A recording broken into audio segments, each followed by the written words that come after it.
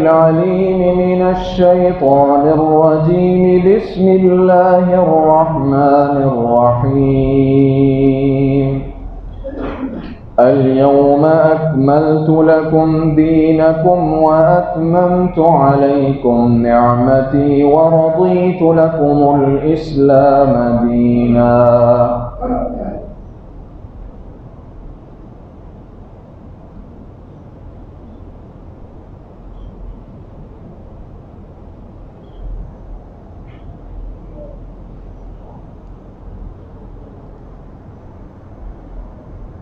آج کا دن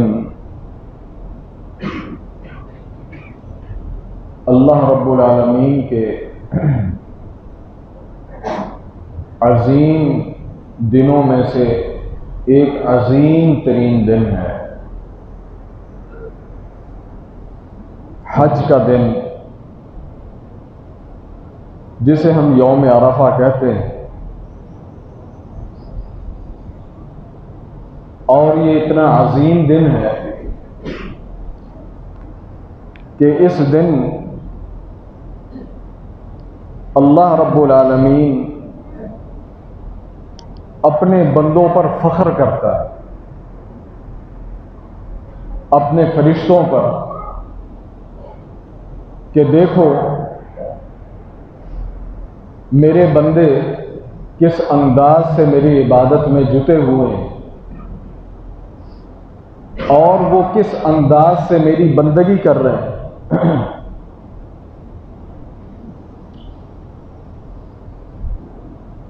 جب لوگ ایک ہی نیت، ایک ہی زبان اور ایک ہی لباس سے اللہ رب العالمین کے حضور حاضر ہوتے ہیں. جناب جابر بن عبداللہ بیان کرتے ہیں، فرمایا کہ ان اللہ ینزل الی السماء، اللہ رب کائنات آسمان دنیا پر تشریف لاتے ہیں، فرشتوں پر فخر کرتے ہیں اور کہتے ہیں انظروا الی عبادی، میرے ان بندوں کو دیکھو، اتونی شعثا غبرا، ان کے کپڑے میلے ہیں، بال پرا گندا ہیں، ضاحین من کل فج عمیق،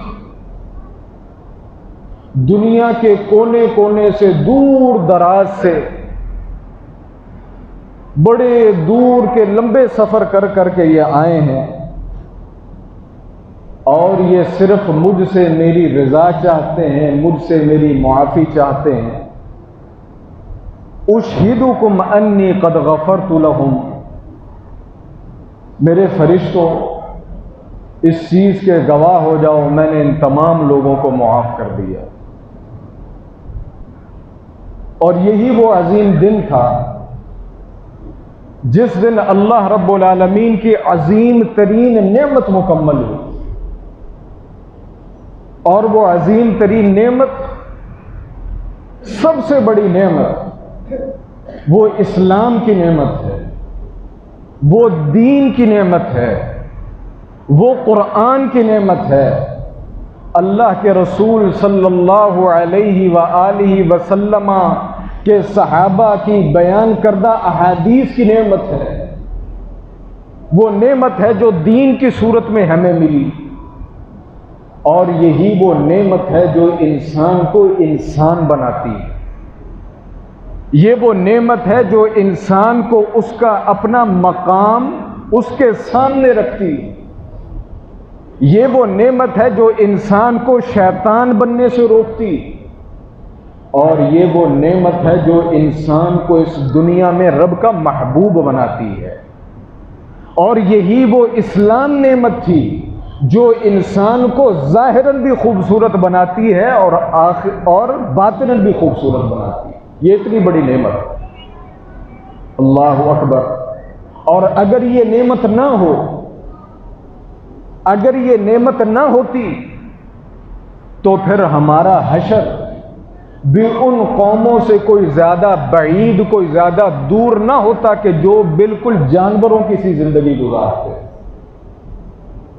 کہ نہ اخلاقیات کا کوئی علم، نہ ادب آداب کا کوئی علم، نہ ظاہر کا پتہ نہ باطن کا پتہ، بس یہ پتہ ہے کہ ہم آئے ہیں اپنے مطلب پورے کیے جانوروں کی طرح اور ہم نے چلے جانا۔ اليوم اکملت لکم اليوم اکملت لکم نعمتی ورضیت لکم الاسلام دینا۔ جس انسان نے اسلام کی نعمت کو پا کر سمجھا اس نے نعمت کو پایا۔ ایک دو لوگ ہیں، ایک وہ کہ جنہوں نے اسلام کو پایا پھر اسلام پر عمل کیا، اور کچھ وہ ہیں بد عمل منافق کہ جن لوگوں نے اسلام کو پایا تو ضرور لیکن اس پر عمل کی توفیق نہیں۔ یہ نعمت ان کے لیے ہے کہ جن کو جب اسلام کی، جب قرآن کی، اس رب کی نعمت کی کوئی چیز مل جاتی ہے پھر وہ اس کو لیتے ہیں، اس پر عمل کرتے ہیں، اس کی قدر کرتے ہیں، اسے اپناتے ہیں۔ وَرَضِيتُ لَكُمُ الْإِسْلَامَ دِينًا۔ لوگوں اس بات کو یاد رکھو، اللہ رب العالمین نے تمہارے لیے، تمہارے اوڑھنے میں، تمہارے بچھونے میں، تمہارے قول میں، تمہارے فعل میں، تمہارے کردار میں، تمہارے معاملات میں، تمہارے دین میں، تمہاری دنیا میں، تمہاری غمی میں، تمہاری خوشی میں، تمہارے جینے اور تمہارے مرنے میں، تمہارے دن میں اور تمہاری رات میں، وَرَضِيتُ لَكُمُ الْإِسْلَامَ دِينًا، اسلام کو تمہارے لیے نمونہ بنا کر بھیجا ہے۔ جس انسان کی یہ چیزیں اسلام کے مطابق ہیں اس انسان نے رب کی نعمت کو پایا بھی ہے اور اس کا پھل بھی اسے ملے گا۔ اور جس انسان نے صرف دیکھا ہی ہے، قرآن ہے بہت اچھا ہے، بہت خوبصورت ہے، اللہ کے رسول کی حدیث ہے سن کر صلی اللہ علیہ وآلہ وسلم پڑھ لیا، کوئی خوبصورت بات سن لی تو وقتی طور پر رو لیے، کبھی جذبہ آ گیا تو کبھی غلطی سے ہاتھ اٹھا لیے، لیکن اگر اس دین کو اگر اپنی زندگی میں نہیں اپنایا تو بات اس کی مثال بالکل ایسے ہی ہے جیسے ہم کسی شو روم کے اندر کوئی بہت خوبصورت چیز نہیں دیکھ لیتے۔ خوبصورت چیز دیکھ لیتے ہیں، دیکھ کر بڑے خوش ہوتے ہیں، بڑے جذباتی ہوتے ہیں، لیکن اس چیز سے ہمیں حاصل کچھ نہیں ہوتا، اس چیز سے ہمیں حاصل کچھ نہیں ہوتا۔ وَرَضِيتُ لَكُمُ الْإِسْلَامَ دِينًا، یہ نعمت ان کے لیے اصل میں ہے کہ جنہوں نے اس چیز کو دیکھ کر پھر اسے پایا بھی ہے، اور یہ نعمت آج کے دن مکمل ہوئی۔ الْيَوْمَ أَكْمَلْتُ لَكُمْ دِينَكُمْ وَأَتْمَمْتُ عَلَيْكُمْ نِعْمَتِي وَرَضِيتُ لَكُمُ الْإِسْلَامَ دِينًا۔ اور یہ کتنا بڑا دن ہے، وَالْيَوْمِ الْمَشْهُودِ یوم عرفہ۔ قرآن میں اللہ رب العالمین نے فرمایا ہے وَالسَّمَاءِ ذَاتِ الْبُرُوجِ وَالْيَوْمِ الْمَوْعُودِ وَشَاهِدٍ وَمَشْهُودٍ۔ اور لوگوں قسم ہے ان برجوں والے آسمانوں کی، وَالسَّمَاءِ ذَاتِ الْبُرُوجِ، قسم ہے ان آسمانوں کی، وَالْيَوْمِ الْمَوْعُودِ، اور مجھے قسم ہے قیامت کے دن کی، وَشَاهِدٍ وَمَشْهُودٍ، اور مجھے عرفہ کے دن کی اور جمعے کے دن کی قسم۔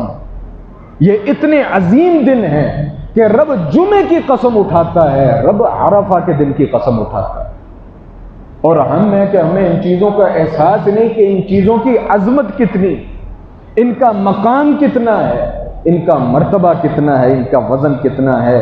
رسول اللہ صلی اللہ علیہ وسلم نے ان دنوں کو ہمارے لیے خوشی کا دن بنایا۔ اللہ اکبر۔ سیدنا عقبہ بن عامر کہتے ہیں کہ یوم عرفہ، لوگوں یہ عرفہ کا دن، و یوم النحر، اور قربانی کا دن، اور قربانی کے بعد 3 دن عیدنا اہل الاسلام، لوگوں یہ ہماری خوشی کے دن ہے، یہ ہماری خوشی کے دن۔ سمجھ آئیے کہ نہیں بات؟ اللہ اور اس کے رسول ہمیں کون سی خوشی دینا چاہتے ہیں؟ انہوں نے ہمیں خوشی دی ہے جس دن میں انسان رب کی کوئی اطاعت کرے، جس دن کسی انسان کی رب سے مغفرت ہو جائے۔ انہوں نے عید دی جس دن ہمارا اسلام مکمل ہوا۔ انہوں نے ہمارے لیے عیدوں کا دن وہ مقرر کیا جب ہم نے پورے 1 مہینہ روزے رکھے، یا پوری ایک ایسی عبادت کے جو تمام عبادتوں کا مجموعہ ہے، وہ عبادت جو ہے وہ مکمل ہوتی ہے؟ اسلام نے ہمیں خوشی کا دن وہ دیا ہے، لیکن ہمارے لیے خوشی کا دن کون سا ہے؟ ہمارے لیے خوشی کا دن وہ خوشی کا دن ہوتا ہے جس دن یار اکٹھے ہو جائیں، جس دن رشتہ دار اکٹھے ہو جائیں، جس دن کہیں ہمارے ہاں اللہ تعالیٰ کوئی بیٹا بیٹی دے دے، جس دن مجھے جو ہے کوئی بڑا پرافٹ مل جائے، جس دن مجھے دنیا کے اندر کوئی بڑا سٹیٹس مل جائے، میں نے کہیں انویسٹ کیا ہوا تھا مجھے اس کے اندر بڑی چیزیں مل جائیں، وہ ہماری خوشی کا دن ہوتا ہے۔ لیکن اسلام کی نظر میں، اللہ کی نظر کے اندر یاد رکھیں وہ خوشی کا دن نہیں ہے۔ خوشی کا دن تو وہ دن ہے جس خوشی کے دن کو اللہ کے رسول نے ہمارے لیے خوشی کا دن بنایا۔ اس کو ہم کتنی خوشی کا دن لیتے ہیں؟ یہ میں اپنے آپ سے پوچھوں، میرے دوست اپنے آپ سے پوچھیں کہ ان ایام کا کہ جن کو اللہ اور اس کے رسول نے خوشی اور عید کے دن بنائے، کیا میں نے اور آپ نے بھی ان کو خوشی اور عید کا دن سمجھا؟ سوال ہے میرا آپ سے، ہم نے جمعے کے دن کو کتنی امپورٹنس یا کتنی اہمیت ہم دیتے ہیں؟ کیا مجھے احساس ہوتا ہے جمعرات کے دن کہ یار کل جمعہ ہے، کل جمعہ ہے، میں نے بر وقت نہانا ہے، بر وقت تیار ہونا ہے، میں نے بر وقت جمعے کے لیے جانا ہے، بہترین کپڑے پہننے ہیں؟ کیوں؟ کہ یہ جمعے کا دن ہے، یہ عید کا دن ہے، آج عرفے کا دن ہے۔ کسی کے ذہن کے اندر تھا کہ یار کل عرفے کا دن ہے، یہ رب کے ذکر کا دن ہے، یہ دعا کا دن ہے، یہ رب سے مغفرت لینے کا دن ہے، اور جس کو رب استطاعت دے، توفیق دے، کوئی عذر نہ ہو تو اس کے لیے یہ روزہ رکھنے کا دن۔ ہماری تو حالت یہ ہے، اللہ تعالی ہمیں محفوظ فرمائے، ہمیں کوئی پتہ نہیں ہوتا کون سا دن آ رہا ہے، کون سا دن جا رہا ہے، کون سا دن آ رہا ہے، کون سا دن جا رہا ہے۔ مجھے کہیں کسی مجلس میں جانا ہو نا تو میں بڑے اہتمام کے ساتھ اچھے کپڑے پہن کے جاتا ہوں، لیکن جمعے کا دن آ جائے، جو ہو جیسے ہو، میلے کو چلے، نہائے نہ نہائے، ویسے ہی اٹھ کر منہ اٹھا کر مسجد کی طرف آ گیا۔ یہ ہم نے قدر کی عید کے دن کی، یہ ہم نے اہتمام کیا عید کے دن کا۔ آج کتنے لوگ ہیں، ہم سوال کریں کتنے ہیں کہ جن کے ذہن کے اندر یہ چیز موجود تھی کہ آج عرفے کا دن ہے، میں کثرت کے ساتھ تکبیرات پڑھ لوں، میں کثرت کے ساتھ اللہ کے رسول پر درود پڑھ لوں؟ کتنے ذہن ہیں کہ جن کے اندر یہ بات موجود تھی؟ 50% کہہ دیتے ہیں، لیکن یہ بہت زیادہ، 10% بھی نہیں ہوں گے کہ جن کو یہ احساس رہتا ہے کہ یار کل جمعے کا دن آ رہا ہے، کل عرفے کا دن آ رہا ہے، مجھے سورۃ الکہف پڑھنی، میں نے نہیں پڑھی، مجھے ٹینشن ہے کہ میں نے سورہ کہف کیوں نہیں پڑھی۔ جمعرات اور جمعے کا دن یہ اللہ کے رسول پر درود پڑھنے کے دن ہے۔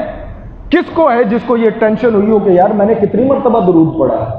کتنے ہم میں سے کہ جن کے ذہنوں کے اندر تکبیرات سوار تھیں اور انہوں نے صرف عشرہ ذو الحجہ کی بنا پر اپنے شوق اور ذوق سے تکبیرات کی جو ہے وہ کوئی ورد کیا ہو؟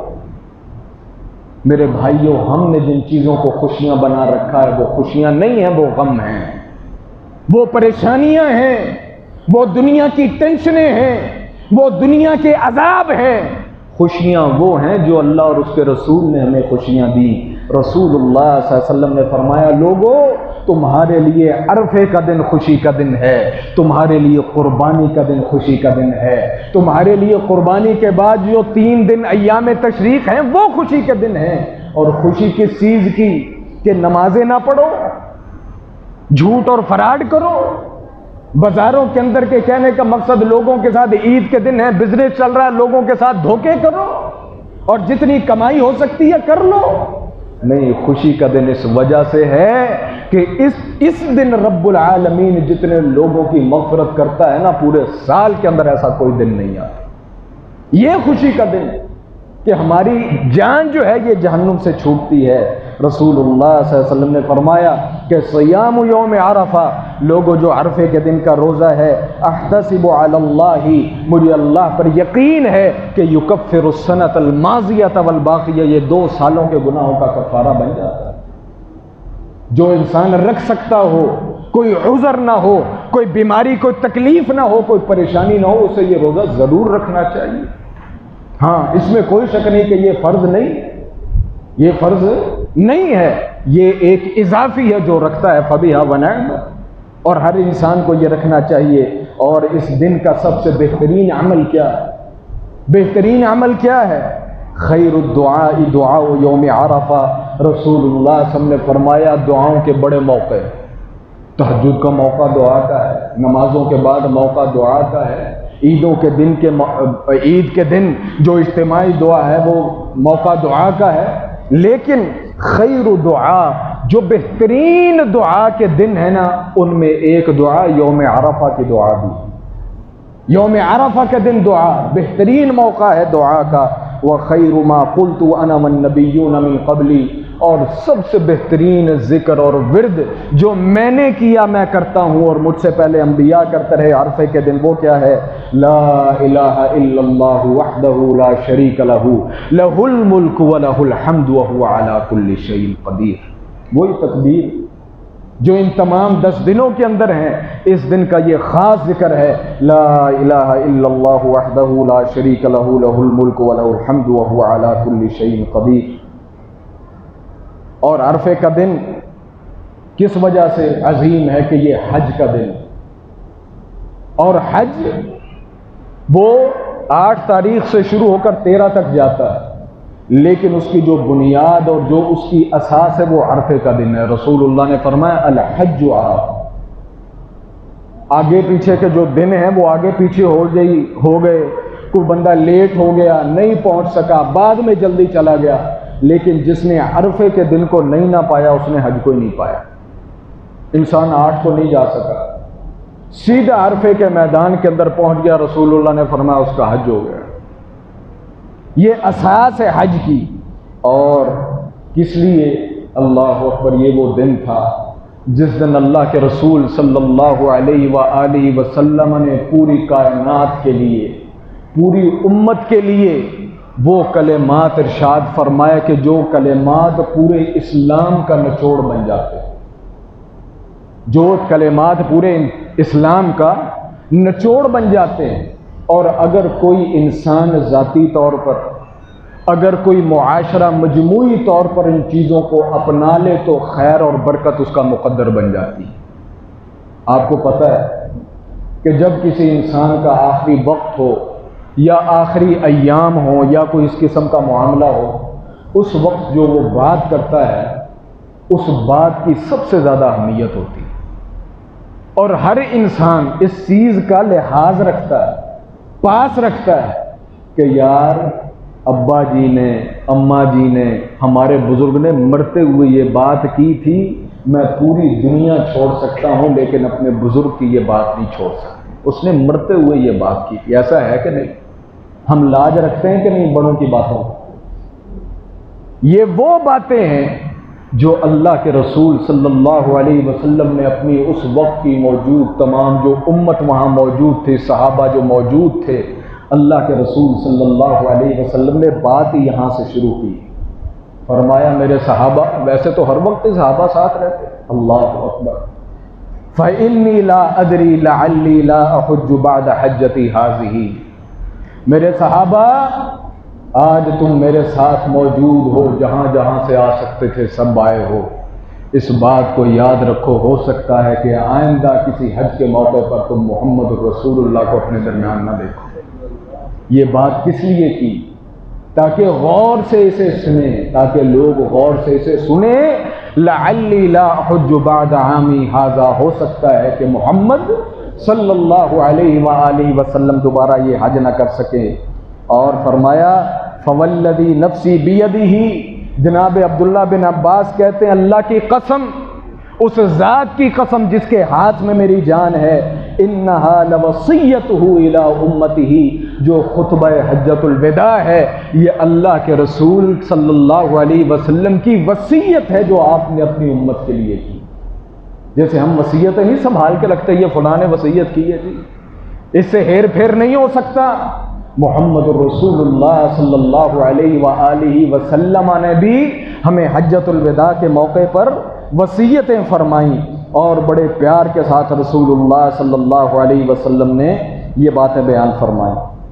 اور خلاصہ کافی ساری چیزوں کو چھوڑتا ہوں وقت کی قلت کی بنا پر۔ رسول اللہ صلی اللہ علیہ وسلم میدان عرفہ کے اندر اپنی اونٹنی کے اوپر موجود، بس وہاں اونٹنی کھڑی ہے، اللہ کے رسول اس کے اوپر موجود ہیں، آپ صلی اللہ علیہ وسلم فرما رہے ہیں کہ لوگوں ان دماءکم و اموالکم علیکم حرام، اے لوگوں آپس میں تم لوگوں کے ناحق مال اور ناحق خون تم پر حرام ہیں۔ غلطی سے بھی کوئی مسلمان کسی مسلمان کا ناحق مال نہ کھائے، مال نہ دبائے، مال نہ ہڑپے۔ غلطی سے بھی کوئی مسلمان کسی مسلمان کے خون کے ساتھ نہ کھیلے۔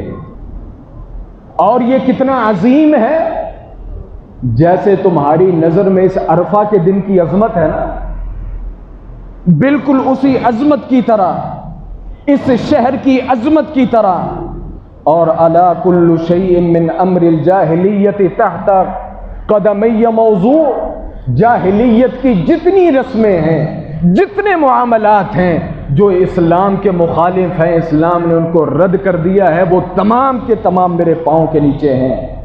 اور یاد رکھو کہ فاتقوا اللہ فی النساء، لوگوں عورتوں کے معاملے میں اللہ سے ڈرنا۔ اس دور کے اندر عورتوں کے اوپر ظلم زیادتی عام تھی، اسلام نے تو 4 پر مرد کو محدود کیا، کفار اس چیز کو نہیں مانتے تھے، اور وہ آج بھی نہیں مانتے۔ اس دور میں سمجھتا ہوں کہ آج کے دور سے وہ دور پھر بھی بہتر تھا۔ اگر کافر بھی تھے نا تو 4 سے بھی آگے چلے جاتے تھے، 10 رکھ لیتے تھے، 12 رکھ لیتے تھے، لیکن ان کا کوئی حرم ہوتا تھا، یہ پتہ ہوتا تھا کہ یہ 10 عورتیں فلاں سردار کی ہیں، یہ 10 عورتیں فلاں کی ہیں۔ آج کل تو لوگوں نے بغیرتی کی حد کی ہوئی ہے، شادی کا تصور ہی ختم کر دیا، شادی کا تصور ہی ختم ہو گیا، نہ وہ شادی کرتے ہیں نہ وہ شادی کی ضرورت محسوس کرتے ہیں، بالکل جانوروں کے ریوڑوں کی طرح ان لوگوں نے اپنے ماحول اور معاشرے کو بنا رکھا۔ رسول اللہ صلی اللہ علیہ وسلم نے فرمایا یہ بات غلط ہے، اتقوا اللہ فی النساء، عورتوں کے معاملے میں اللہ سے ڈرنا۔ جس عورت کو تم اپنے گھر لاتے ہو نا، رب کا نام لے کر اسے اپنے گھر کے اندر لاتے ہو، رب کا نام لے کر اسے اپنے گھر کے اندر لاتے ہو، وَلَكُمْ عَلَيْهِنَّ، تمہارے بھی ان پر حقوق ہیں کہ جب کوئی عورت کسی مرد کے گھر میں آ گئی ہے تو پھر وہ اس کے جان کی، اس کے مال کی، اس کے عزت کی، اس کے گھر کی وہ محافظ ہو جاتی ہے۔ اے عورتوں، تمہارے اوپر بھی فرض ہے کہ اللہ یعطین فرشکم احدا تکرہونہ، جو مرد ہے نا وہ گھر کا بادشاہ ہوتا ہے، تو مرد جس انسان کا گھر میں داخلہ پسند نہ کرے تم نے اس شخص کو گھر میں نہیں آنے دینا۔ فَإِنْ فَعَلْنَ ذَلِكَ، اگر کوئی عورت اس عہد کو توڑتی ہے تو پھر انسان اس سے باز پرس کر سکتا ہے۔ وَلَهُنَّ عَلَيْكُمْ رِزْقُهُنَّ، تم ان کو اپنے گھر لائے ہو، یاد رکھو تم نے جیسا کھانا خود کھانا ہے ویسا ان کو کھلانا ہے، جیسا خود پہننا ہے ویسا ان کو پہنانا ہے۔ اور وَقَدْ تَرَكْتُ فِيكُمْ، اور لوگوں میں نے تم میں 2 چیزیں چھوڑی ہیں، لَن تَضِلُّوا مَا تَمَسَّكْتُمْ بِهِ، جب تک تم نے ان کو تھامے رکھا گمراہ نہیں ہوگے۔ کون کون سی چیزیں؟ وہ ہیں قرآن، کتاب اللہ، وہ اللہ کی کتاب، وَأَنْتُمْ تُسْأَلُونَ عَنِّي، اور لوگوں کل قیامت کے دن تم سے میرے متعلق پوچھا جائے گا، فما انتم قائلون، بتاؤ تو صحیح کہ تم اپنے رب کو کیا کہو گے۔ رب پوچھے گا بتاؤ کیا محمد الرسول اللہ کی بات تم تک پہنچی تھی؟ قالوا نشہد، صحابہ نے تمام بیک زبان کہا کہ اللہ کے رسول ہم گواہی دیتے ہیں، قد بلغت وادیت ونصحت، کہ آپ نے ہمیں دین سکھانے کے اندر کوئی کسر نہیں چھوڑی، کوئی چیز نہیں چھپائی۔ رسول اللہ صلی اللہ علیہ وسلم نے ان لاکھوں لوگوں کے جب اس نشد کی آواز کو سنا تو اپنی انگلی کو پھر آسمان کی طرف اٹھایا اور کہا کہ اللہم اشہد، اے اللہ تو بھی گواہ ہو جا، تیری یہ مخلوق گواہی دے رہی ہے کہ محمد الرسول اللہ نے دین کی تبلیغ میں، دین کی تعلیم دینے میں کوئی کمی نہیں چھوڑی، دین کی تعلیم دینے میں کوئی کمی نہیں چھوڑی۔ وَيَنْقُطُهَا إِلَى النَّاسِ، رسول اللہ بار بار ایسا کرتے تھے، اللہم اشہد، اللہم اشہد، 3 مرتبہ رسول اللہ صلی اللہ علیہ وسلم نے لوگوں کی طرف اشارہ کیا اور آسمان کی طرف اشارہ کیا کہ اے اللہ تو گواہ ہو جا کہ محمد الرسول اللہ صلی اللہ علیہ وسلم نے امت کو حق بتانے میں، سچ بتانے میں، تیرا پیغام پہنچانے میں کسی قسم کی کوئی کمی نہیں چھوڑی۔ اللہ اکبر، اللہ اکبر۔ مسلمان کی حرمت کی رسول اللہ نے بات کی، آج اس چیز کی ہمارے ہاں حیثیت ہی کوئی نہیں، حیثیت ہی کوئی نہیں۔ ہم لوگوں کے مال کھا جاتے ہیں، ڈکار بھی نہیں مارتے، لوگوں کی زمینوں پر قابض ہیں، ہمیں فکر ہی کوئی نہیں، لوگوں کی عزتوں کے ساتھ کھیلتے ہیں اور ہمیں بڑا فخر ہوتا ہے کہ دیکھ میں اس کے ساتھ کیا کر رہا ہوں، میں اسے بتاؤں گا کہ میں کیا کر سکتا ہوں۔ رسول اللہ صلی اللہ علیہ وسلم بیت اللہ کی طرف آئے، رسول اللہ صلی اللہ علیہ وسلم بیت اللہ کی طرف آئے، فرمایا مرحبا بک من بیت، اے بیت اللہ خوش آمدید، خوش آمدید ہے۔ مسلمان کو بیت اللہ سے بڑھ کر دیکھ کر کسے خوشی ہو سکتی ہے؟ ما اعظمک، اے بیت اللہ تو کتنا عظیم ہے، وَأَعْظَمَ حُرْمَتُكَ، اے بیت اللہ اس کائنات میں تجھ سے بڑھ کر عظمت کس کی ہے؟ لیکن وَلِلْمُؤْمِنِ أَعْظَمُ حُرْمَةً عِنْدَ اللَّهِ مِنْكَ، اے بیت اللہ تیری جتنی بھی عظمت ہے رب کی نظر میں ایک مومن کی عظمت تیری عظمت سے وہ کہیں بڑھ کر۔ یاد رکھیں، ہم جو مومن ہیں نا، جو مومن جو رب پر ایمان رکھتا ہو، اللہ کی وحدانیت کا قائل ہو، محمد الرسول اللہ صلی اللہ علیہ وسلم کی رسالت اور خاتم النبیین ہونے کا قائل ہو، اس کی حرمت وہ بیت اللہ کی حرمت سے زیادہ ہے۔ کسی بھی مومن، بشرطے کہ وہ مومن اور مسلمان ہے، اس کے مال سے کھلواڑ کرنے سے پہلے، اس کی عزت کو اچھالنے سے پہلے انسان کو اپنا اندازہ کر لینا چاہیے کہ کل قیامت کے دن میں اس کس چیز کا جواب دوں گا۔ رسول اللہ صلی اللہ علیہ وسلم نے فرمایا کہ وَحَرَّمَ مِنَ الْمُؤْمِنِ ثَلَاث، لوگوں تمہاری آپس میں تین چیزیں حرام ہیں، دمہ، کسی انسان کا کوئی انسان کبھی خون نہ بہائے، وَمَالَهُ، کبھی ناحق کسی کا مال نہ کھانا، اور وَأَن يَظُنَّ بِهِ ظَنُّ السُّوءِ، اور بلا وجہ انسان کسی کے متعلق برا گمان پال لے، نہ کوئی ثبوت، نہ کوئی شاہد، نہ کوئی گواہ، نہ کوئی بات، میرے ساتھ یہ جو ہو رہا ہے نا یہ کر رہا ہے، یہ بات اس نے کی ہوگی، یہ بات یہی پھیلاتا ہوگا۔ بھائی جب تک تمہارے پاس ثبوت کوئی نہیں، جب تک تمہارے پاس گواہ کوئی نہیں، جب تک تمہارے پاس دلیل کوئی نہیں، تم کیسے کہہ سکتے ہو کہ یہ بندہ میرے ساتھ یہ کر رہا ہے؟ یہ شیطان ہے جو مسلمانوں کو آپس کے اندر خراب کرتا ہے۔ رسول اللہ صلی اللہ علیہ وسلم نے فرمایا کہ لوگوں لا یجنی جان الا علی نفسہ، تم جو کچھ بھی کسی پر کرتے ہو نا وہ اپنے اوپر کرتے ہو، کسی کا مال دبا کر تم نے اس پر ظلم نہیں کیا، اپنے اوپر ظلم کیا، اور کسی کا خون بہا کر تم نے اس کے خون نہیں بہایا، تم نے اپنے خون کا خانہ خراب کر لیا ہے۔ ولا یجنی والد علی ولدہ، اور کسی والد کو بھی یہ حق نہیں ہے کہ وہ اپنی اولاد کے اوپر ظلم کرے۔ باپ ہے نا، بڑا حق ہے باپ کا، لیکن کوئی بندہ کہے میں باپ میں تجھے وراثت دوں نہ دوں، میری مرضی میں بیٹیوں کو دوں نہ دوں، میری مرضی میں سارا بڑے کو دے دوں چھوٹوں کو نہ دوں، رسول اللہ صلی اللہ علیہ وسلم نے فرمایا ولا یجنی والد علی ولدہ، باپ بھی اپنی اولاد پر زیادتی نہ کرے، ولا ولد علی والدہ، اور اولاد کو بھی شرم کرنی چاہیے کہ جب والدین بوڑھے ہو جائیں کہ جنہوں نے ساری زندگی، اپنی جوانی، اپنی دن راتیں تمہیں پڑھانے کے اندر، تمہاری تربیت کے اندر، تمہیں کھلانے کے اندر لگائی ہیں، یہ نہ ہو کہ جب باپ اور ماں باپ بوڑھے ہو جائیں تو تم ان پر ظلم زیادتی کرنے لگ جاؤ، تم نے بھی ایسا ہرگز نہیں کرنا۔ رسول اللہ صلی اللہ علیہ وسلم نے فرمایا ایھا الناس، اے لوگو، ان ربکم واحد، ایک رب کی مخلوق ہو، کوئی جگہ مختلف جگہوں سے نہیں آئی، وَإِنَّ أَبَاكُمْ واحد، تمہارا باپ ایک ہے، لا فضل لعربی علی عجمی ولا لعجمی علی عربی، کسی عربی کو غیر عربی پر اور کسی غیر عربی کو عربی پر، کسی کالے کو گورے پر اور کسی گورے کو کالے پر کوئی عزت نہیں ہے الا بالتقوی، معزز وہ ہے جو رب کے زیادہ نزدیک۔ ان اکرمکم عند اللہ اتقاکم، تمہارے ہاں سب سے نزدیک اللہ رب العالمین کے ہاں وہ ہے جو اللہ رب العالمین کا زیادہ، شریعت کا زیادہ خیال کرنے والا ہے، انما المؤمنون اخوہ، تم میں سے کوئی کالا ہے، کوئی گورا ہے، جیسا بھی ہے تم آپس میں بھائی بھائی ہو، لا ترجعوا بعدی کفارا، میرے بعد کافر نہ ہو جانا۔ کیا کہ یضرب بعضکم رقاب بعض، کہ ایک دوسرے کی گردنیں مارنے لگو۔ اللہ اکبر۔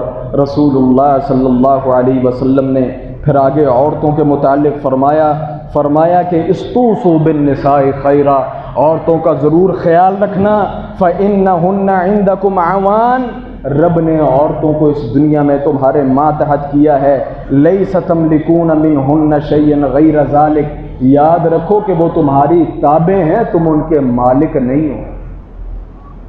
رب نے دنیاوی نظام کے تحت عورت کو تمہارے تابع کیا ہے کہ وہ تمہارا احترام کرے، تمہاری خدمت کرے، تم اس کے مالک نہیں ہو کہ جیسے مالک اپنے مملوک کے ساتھ جو چاہے کرے، اپنی مرضی نہیں کر سکتے۔ رسول اللہ صلی اللہ علیہ وسلم نے فرمایا وَلَهُنَّ عَلَيْكُمْ، تمہارے ذمے ہے رزقهن وکسوتهن بالمعروف، کہ ان کا کھانا، ان کا پینا، ان کی ضرورتیں وہ بہترین انداز سے پوری کرنی۔ یہ اللہ کے رسول صلی اللہ علیہ وسلم نے عورتوں کے متعلق فرمایا، اور پھر مزدوروں کے متعلق فرمایا کہ تمہارے یہ جو مزدور ہیں ان کا خیال رکھو، ان کے پسینے خشک ہونے سے پہلے ان کی مزدوریاں دو، اور آپس میں کبھی قتل و غارت نہ کرو۔ وَدِمَاءُ الْجَاهِلِيَّةِ موضوع، جو بھی پرانی رسمیں ہیں وہ سب کی سب ختم، سودی لین دین ختم۔ اور وَمَنْ كَانَتْ عِنْدَهُ أَمَانَةٌ، مسلمانوں کسی کے پاس کسی کی کوئی امانت ہے، فَلْيُؤَدِّهَا إِلَىٰ أَهْلِهَا، وہ مانگے نہ مانگے، وہ بھول جائے، اس کی امانت اس کے گھر کو پہنچاؤ۔ الْعَارِيَةُ مُؤَدَّاتٌ، اگر کسی نے کوئی چیز عاریتاً تمہیں دی تھی، مؤداتٌ، وہ اس کی طرف واپس لوٹائی جائے گی۔ وَالزَّعِيمُ غَارِمٌ، اور جس نے کسی چیز کی ذمہ داری لے لی پھر وہ اس کا ذمہ دار ہے۔ میں مثال کے طور پر ذمہ دار بن جاتا ہوں نا جی، اگر یہ کام ایسا نہیں کرے گا تو اس کی ذمہ داری میں اٹھاتا ہوں، پھر وہ ذمہ داری اس سے اٹھ کر میرے اوپر آ جاتی ہے۔ اگر کسی چیز کی ذمہ داری اٹھائی ہے تو پوری کرنی ہے۔ وَالدَّيْنُ مَقْضِيٌّ، اور جو قرض تم نے کسی سے لیا ہے وہ تم نے ہر صورت کے اندر ادا کرنا ہے۔ اور فرمایا کہ ان اللہ قسم لکل وارث نصیبہ، اور رب تمہیں دنیا دیتا ہے، مال دیتا ہے، زمینیں دیتا ہے، اور رب جس نے تمہیں یہ زمینیں اور مال دیے اس نے تمہاری وراثتیں بھی تقسیم کر دی ہیں۔ لکل وارث نصیب، وہ مرد ہے، وہ عورت ہے، وہ بیٹی ہے یا بہن ہے، اللہ نے اس کا حصہ مقرر کر دیا ہے، وہ تم حصہ مار نہیں سکتے۔ اللہ نے حصہ مقرر کیا ہے، ان کا حصہ تم نے دینا ہے۔ فلا تجوز لوارث وصیۃ، اور جس انسان کو رب نے حصہ دے دیا ہے، کوئی اٹھ کر یہ نہیں کہہ سکتا میں نے نہیں دینا۔ جب رب نے دے دیا ہے، جتنا رب نے دے دیا اس سے تم آگے پیچھے نہیں بڑھ سکتے۔ اور آخر میں رسول اللہ صلی اللہ علیہ وسلم نے فرمایا کہ فَلْيُبَلِّغِ الشَّاهِدُ الْغَائِبَ، میرے صحابہ، یہ میں نے کافی ساری چیزیں درمیان سے چھوڑی بھی ہیں، موٹی موٹی چیزیں آپ کے سامنے رکھی ہیں۔ فَلْيُبَلِّغِ الشَّاهِدُ الْغَائِبَ، اے میرے صحابہ جو تم مجھے سن رہے ہو، جو تم نے سنا ہے یہ ساری باتیں ان لوگوں کو بتا دینا جو بعد میں تمہارے آئیں گے، جو یہاں موجود نہیں۔ اللہ اکبر۔ صحابہ، اگر صحابہ نہ ہو تو دین نہ ہو، اگر صحابہ نہیں تو قرآن نہیں، صحابہ نہیں تو اللہ کے رسول کی حدیث نہیں۔ یہ قرآن کس نے جمع کیا؟ اللہ کے رسول کی حدیثیں کس نے بیان کی؟ صحابہ نے۔ اگر صحابہ کو نکال دیں تو دین رہتا ہے؟ استاد سے شاگرد کو نکال دیں تو استاد کا علم آگے آتا ہے؟ اللہ تعالی ہمیں ان فتنوں سے محفوظ فرمایا۔ آج کل پھر ایک فتنے نے سر اٹھایا ہوا، اور انسان کا جھوٹ اور فراڈ کب تک چھپ سکتا ہے؟ ہاں جی، لوگوں کا کفر، لوگوں کا بغض، لوگوں کا کینہ، اسلام سے نفرت اللہ نے ان کے منہوں سے خود ہی نکال دی، لوگوں کے منہ سے خود ہی نکال دی۔ خود ہی اب کہنے لگ گئے جی ہم صحابہ کے ساتھ رضی اللہ عنہ نہیں لگا سکتے، 3-4 کے علاوہ ہم کسی کے ساتھ رضی اللہ عنہ نہیں لگا سکتے۔ کیونکہ ہمارا دین یہ ہے، ہمارا مسلک یہ ہے، اور فاطمہ کے علاوہ ہم کسی بیٹی کو بیٹی مان نہیں سکتے، کیونکہ ہمارا مذہب یہ ہے۔ اللہ اکبر۔ والسابقون الاولون من المہاجرین والانصار۔ اے محمد، یہ جو شروع میں تمہارے ساتھ اسلام لائے نا، مہاجرین میں سے، انصار میں سے، والسابقون الاولون من المہاجرین والانصار والذین اتبعوہم باحسان رضی اللہ عنہم ورضوا عنہ، یہ وہ لوگ ہیں کہ جن سے رب راضی ہو گیا، یہ رب سے راضی ہو گئے، رب ان سے راضی ہو گیا اور یہ رب سے راضی ہو گئے۔ اور ان میں جناب سیدنا علی بھی شامل ہیں۔ وہ کیا کہتے ہیں؟ ہم جناب علی رضی اللہ تعالی عنہ کے ساتھ رضی اللہ نہیں لگا سکتے، کیونکہ رضی اللہ لگایا اس کے ساتھ جاتا ہے جو گناہگار ہو، جس سے غلطی کا امکان ہو، اور جو علی اور جو فاطمہ ہیں یہ علیہ السلام ہے، ان کا مرتبہ نبیوں جیسا ہے۔ جیسے نبی جو ہے یہ مبرأ عن الاخطاء ہوتا ہے، یہ بھی مبرأ عن الاخطاء، یعنی ایک صحابی کو، ایک غیر نبی کو لا کر نبی کے مرتبے پر لا کر کھڑا کر دیا۔ اور یہ بات تو وہ ہے، آپ کے سامنے رکھ رہا ہوں جو انہوں نے کی ہے۔ حقیقت بات تو یہ ہے کہ ان لوگوں نے علی رضی اللہ عنہ کو نعوذ باللہ رب کے درجے پر کھڑا کر دیا۔ اللہ اکبر۔ یاد رکھیں، کبھی ایسے کسی فتنے کا شکار نہ ہوں۔ ایسے لوگ جو صحابہ کے متعلق ذہن کے اندر بغض رکھیں، کسی صحابی کے متعلق ذہن کے اندر خلل ہو، یاد رکھیں ہم دعوے کے ساتھ کہتے ہیں اس انسان کے ایمان کے اندر خلل ہے، اس انسان کے دین کے اندر خلل ہے۔ یہ بغض جتنا بڑھتا جائے گا، یہ کفر اور یہ نفاق اتنا بڑھتا جائے گا۔ یاد رکھیں، وہ صحابی جناب ابو بکر صدیق ہوں، یا جناب ابو ہریرہ ہوں، یا جناب ابو ذر غفاری ہوں، یا اس کے علاوہ کوئی بھی شخص ہو، ہم تمام صحابہ کی دل و جان سے سب سے محبت کرتے ہیں اور ان کی عزت کرتے ہیں اور ان کا احترام کرتے ہیں۔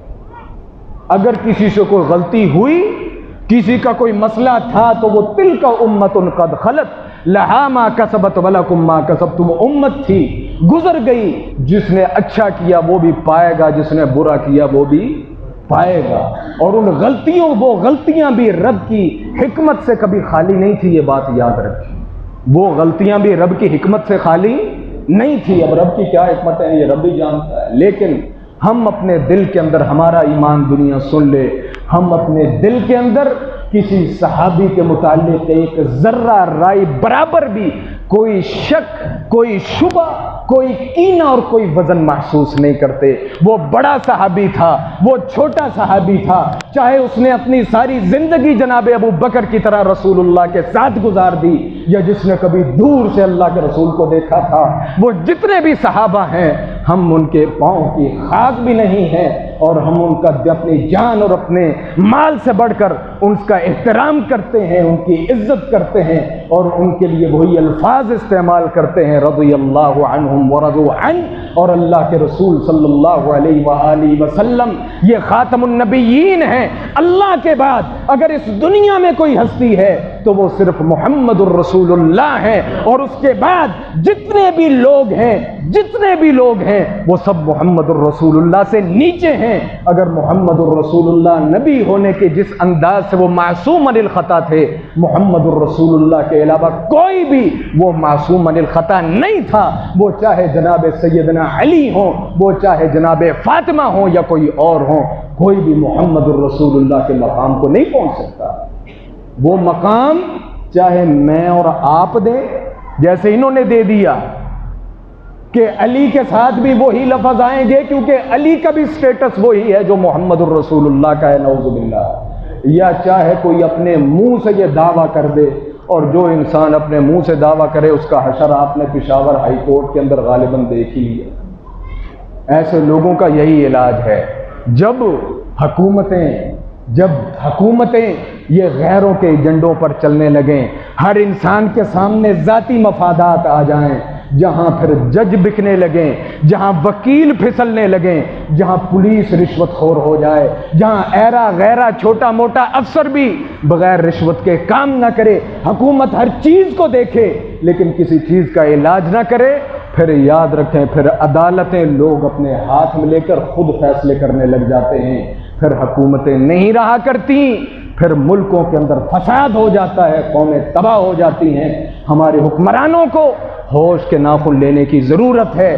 جہاں ہوش کے ناخن انہیں اپنے ملکی حالات کے متعلق انہیں ہوش کے ناخن لینے چاہیے، وہاں دین کے متعلق بھی لینے چاہیے۔ جہاں یہ جو کل پشاور کے اندر کیس ہوا، یہ کوئی اچانک نہیں ہوا، 4 سال سے اس بے غیرت ملعون کا کیس عدالت کے اندر چل رہا ہے، اور اس کی ویڈیو موجود ہے، وہ خود کو نبی کہہ رہا ہے۔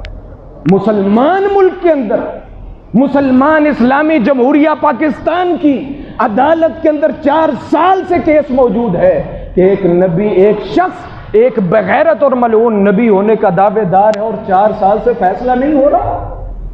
اور کیسی مسلمانوں کی عدالتیں، اور کیسے مسلمان جج، وہ ہم ڈوب کر نہیں مر جاتے؟ رب پر ہمارے عذاب نہ آئے، رب ہمیں تباہ و برباد نہ کرے، کیا ہمارے ملکوں سے پھر رحمتیں اور برکتیں ختم نہ ہوں؟ میرے بھائیوں، خدا کی قسم، ہمیں مل کر استغفار کرنے کی ضرورت ہے، مل کر رب کے سامنے گڑ گڑانے کی ضرورت ہے، اور سب سے پہلے اپنی ذات کی اصلاح کی ضرورت ہے۔ اپنے آپ کی اصلاح کریں کہ حق اور سچ اور صفائی کے علاوہ میں نے کوئی بات نہیں کرنی۔ میں اگر کھڑا ہوں تو حق کے ساتھ ہوں، میری زبان ہے تو حق کے ساتھ ہے، میری ذات ہے تو حق کے ساتھ ہے۔ میں کوئی بھی کسی ظلم اور زیادتی کرنے والوں میں شامل نہیں ہوں گا۔ میں دکاندار ہوں تب، میں بزنس مین ہوں تب، میں پولیس میں ہوں تب، میں کسی یوں کہہ لیں کہ وکیل اور عدالتوں میں ہوں تب۔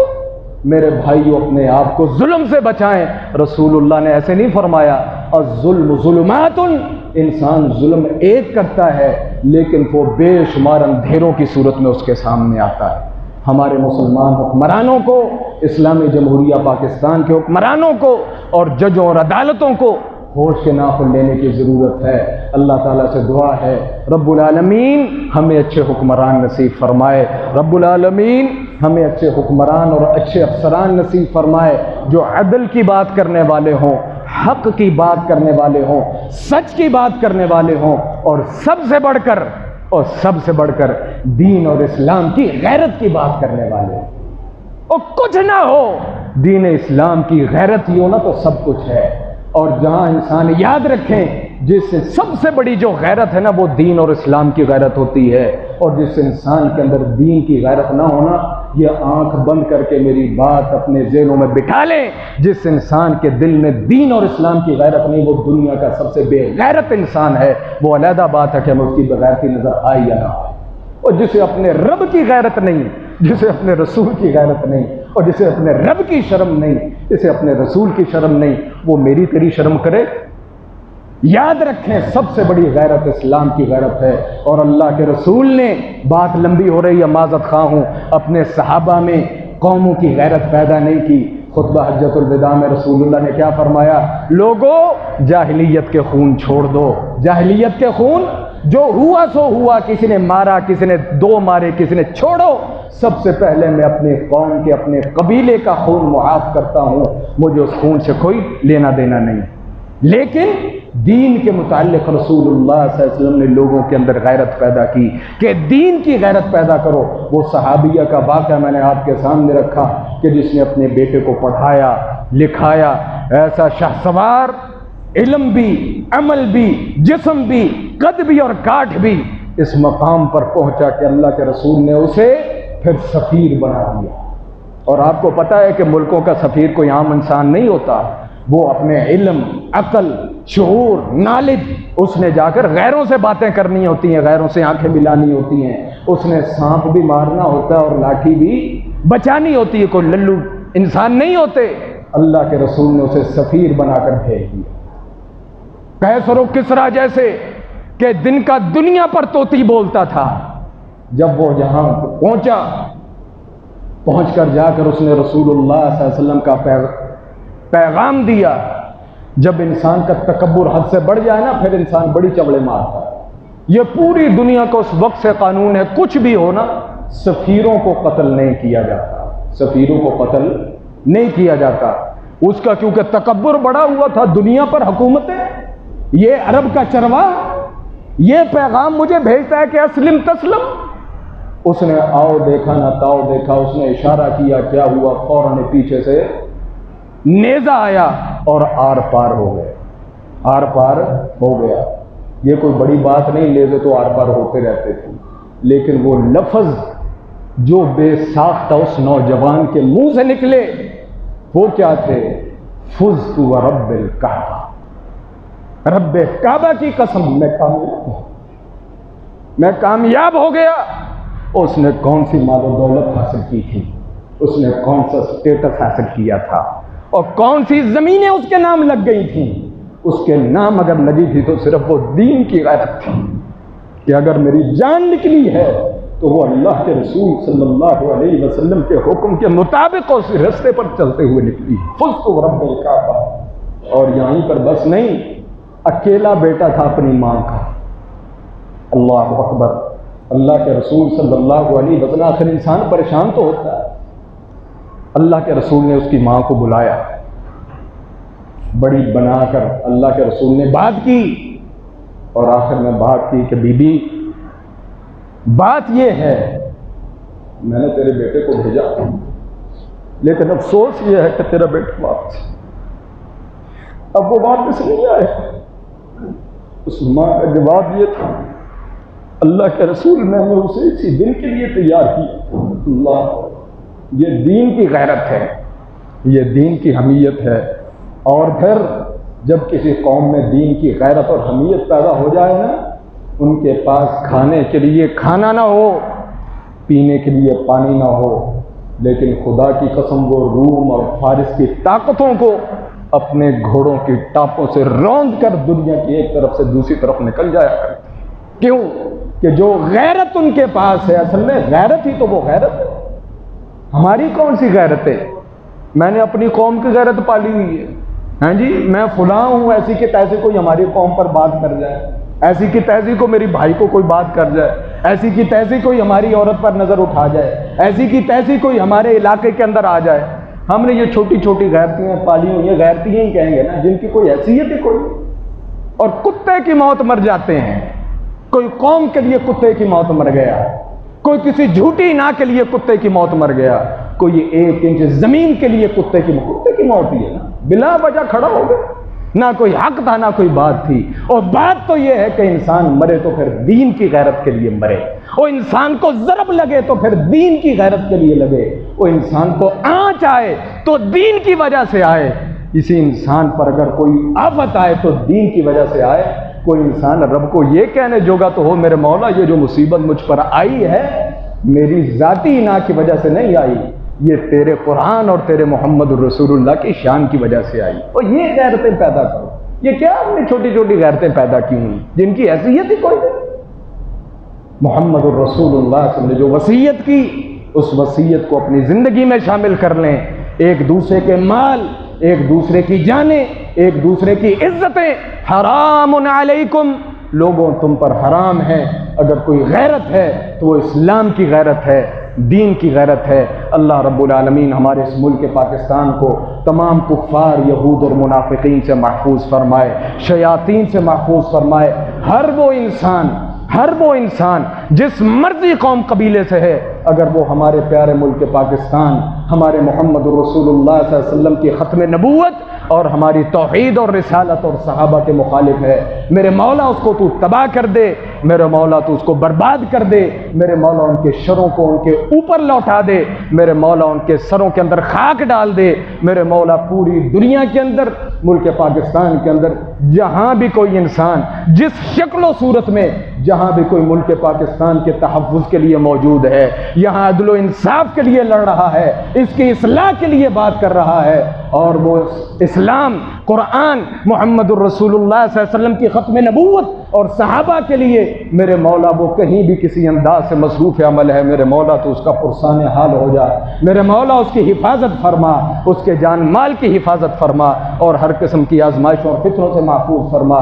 میرے مولا ہمیں بھی توفیق دے کہ ہم اپنے اس پیارے ملک پاکستان کے لیے کچھ کر سکیں، اس پیارے ملک پاکستان کی حفاظت کر سکیں، اور ہر قسم کے فتنوں اور آزمائشوں کا مقابلہ کر سکیں، اور ہم بھی تیری توحید، تیری رسالت اور تیرے صحابہ کے پشتیبان بن سکیں۔ میرے مولا ہمیں بھی ان لشکروں میں شامل فرما لے۔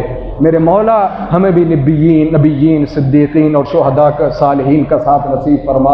میرے مولا ہمیں بھی ان لشکروں میں شامل فرما لے جن کے متعلق تو نے فرمایا کہ اولئک حزب اللہ الا ان حزب اللہ هم المفلحون۔ لشکر دو ہیں، یا شیطان کا ہے یا اسلام یا اللہ کا ہے۔ میرے مولا ہمیں بھی اپنے لشکروں کے اندر شامل فرما لے۔